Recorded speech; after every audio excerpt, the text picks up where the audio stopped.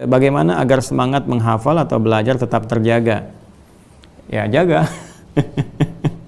Supaya terjaga, ya jaga. Baik, setidaknya ada 3 hal ya. 1, meluruskan niat. Insya Allah dengan lurusnya niat ini, Allah akan memberikan pendampingan kepada kita.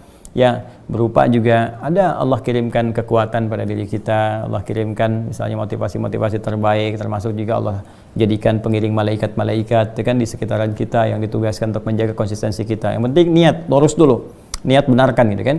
Nah, ini yang diwanti-wanti oleh Nabi sallallahu alaihi wasallam, termasuk dalam di antara pokok yang kita lakukan. Nabi sallallahu alaihi wasallam menyampaikan dalam hadis riwayat Al-Bukhari, nomor hadis yang pertama ya, Nabi Hafs bin Umar bin Khattab radhiyallahu taala anhu qala Rasulullah sallallahu alaihi wasallam, innamal a'malu binniyat wa innamal likulli imrin ma nawa. Sungguh semua pekerjaan aktivitas kita itu akan bergantung kepada niatnya, dan dari niat ini nanti melahirkan motivasi kepada kita, dorongannya gitu kan. Dan dari niat ini pula akan diberikan oleh Allah balasan sesuai niat kita. Apakah jadi ibadah? Kalau kita niatkan ibadah akan jadi ibadah. Ya, kalau kita niatkan dunia jadi dunia. Ya, orang sholat belum tentu dapat nilai isi Allah. Kalau dia niatkan sholatnya untuk dilihat orang, maka jadi dunia saja. Riya malah di sini bisa berpeluang dosa. Ya, tapi kalau kita misalnya niatkan karena Allah, lillah, nah itu akan jadi dorongan terbaik untuk kita. Termasuk belajar. Niatkan karena Allah, Allah akan berikan. Baik itu pahalanya, pendampingannya, menjaga kita dan sebagainya. Jadi, yang kedua, hadirkan motivasi. Ya, motivasi. Jadi untuk mencapai tujuan itu apa kemuliaan-kemuliaannya. Sama persis ini manhaj Al-Quran. Ketika Allah misalnya meminta kita untuk menunaikan sholat tahajud, Allah turunkan sebagai motivasi. Ini ya keutamaan tahajud ini. Misalnya ada 4 di Quran surah ke-17 ayat 79 sampai 81 kan.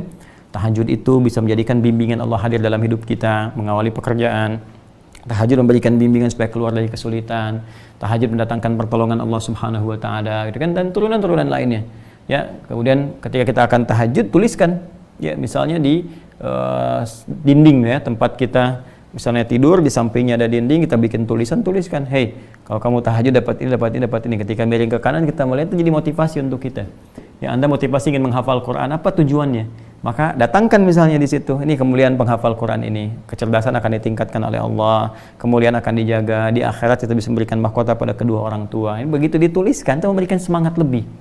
Dan terjaga kita untuk menghafal kembali, mengulang kembali. Dan nah, yang ketiga itu dengan takwa. Nah, takwa ini penjagaan yang terbaik, meluruskan niat, menghadirkan motivasi, meningkatkan takwa. Ya, takwa itu kan jelas teman-teman sekalian, arahnya bisa meningkatkan ibadah, jadi support dengan ibadah. Ya, ibadah itu bisa ada yang ritual nanti, ya, misalnya meningkatkan sholatnya, sunnahnya, gitu kan, bacaan Qurannya, puasanya, infaknya, dengan konteks itu, dan meninggalkan maksiat. Ini biasanya kalau maksiat ditinggalkan, motivasinya kuat untuk menunaikan kebaikan-kebaikan, termasuk kepada ilmu. Makanya di Quran itu antara takwa dengan ilmu itu disandingkan. Ya, seperti di akhir ayat 282 di surah Al-Baqarah. Jadi di penghujungnya paling kiri, paling bawah itu Allah menyampaikan wattaqullah wa yu'allimukumullah. Tingkatkan takwamu kepada Allah, maka Allah akan berkenan ya menambahkan pengetahuan, menjaga pengetahuan engkau gitu. Makanya ketika kita meningkatkan takwa, terjaga kita. Ya, pengetahuan itu lurus gitu, bersih sekali, pandangan objektif, solutif, ya, bukan kita menyampaikan sesuatu itu hanya untuk disampaikan saja, untuk rame, untuk ini, apalagi untuk menyoal orang lain.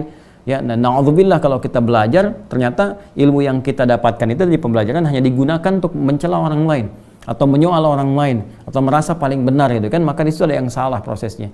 Ilmu itu membantu kita untuk meningkatkan kualitas ibadah, mendekatkan diri kepada Allah Subhanahu wa taala, dan membuat kita lebih baik dalam setiap tutur, dalam setiap tindakan kebaikan. Jadi kalau ada ilmu itu dapat, tapi kemudian dengan itu kontraproduktif dengan apa yang kita lakukan, ya, termasuk celaan, malah menjadikan banyak permusuhan, ya, menjadikan banyak perselisihan, artinya ada yang tidak berkah di dalamnya. Ya, ada yang tidak berkah. Jadi ini bagian pertama, semangat belajar, menghafal tetap terjaga, tadi luruskan niat, tingkatkan motivasi, tingkatkan takwa kepada Allah Subhanahu wa taala. Nanti akan datang kesungguhan-kesungguhan. Ya, Allah taala alam bissawab, mungkin yang lain punya pandangan berbeda, tapi yang pokok selalu akan kembali kepada apa yang tadi disampaikan.